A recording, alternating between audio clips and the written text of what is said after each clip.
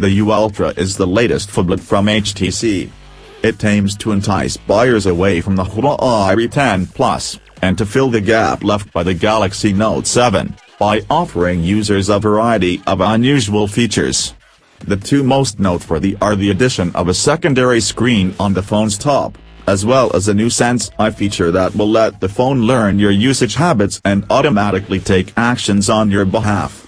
The features are interesting, but sadly the U Ultra ultimately fails to fully deliver because it doesn't get basic things right, such as battery life and camera performance. Design.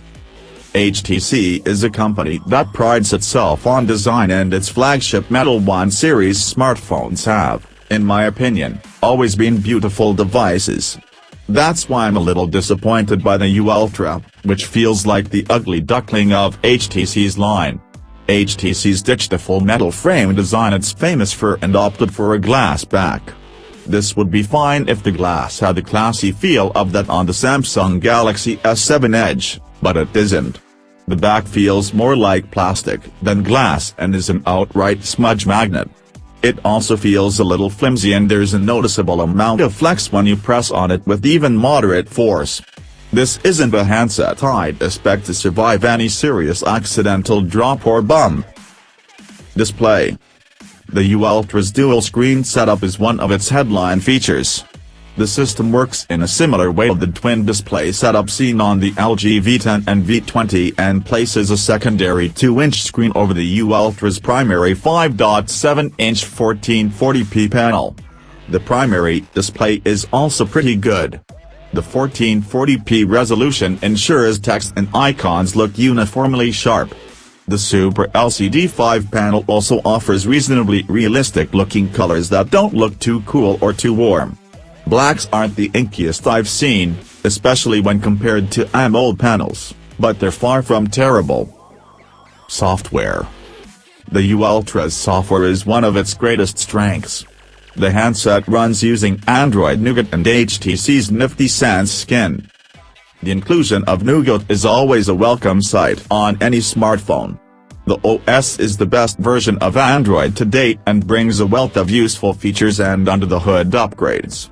The best of these include improved battery-saving DOS powers, better multi-process support and an improved UI and notification system. Performance. HTC's loaded the U Ultra with the Qualcomm Snapdragon 821 processor and 4GB of RAM, which is pretty par for the course on a flagship smartphone these days. With Qualcomm's new 835 CPU set to arrive in the very near future on Samsung's Galaxy S8, the 821's time in the sun is running out, however. For now, though, the U Ultra's CPU and memory configuration is more than good enough and lets the phone speed through everything from web browsing to intensive 3D gaming. Camera.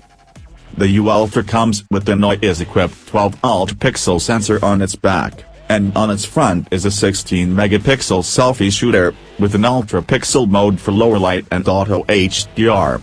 Video recording suffers the same issues, which is a shame, as the camera can record as 2160p at 30fps and 720p at 120fps, which is more than good enough for the odd holiday shot.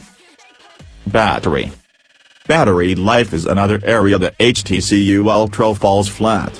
Despite this being a giant phone, HTC's only loaded it with the 3000 mAh battery, which simply isn't large enough for a phablet, even with Android Nougat's vast array of power-saving features.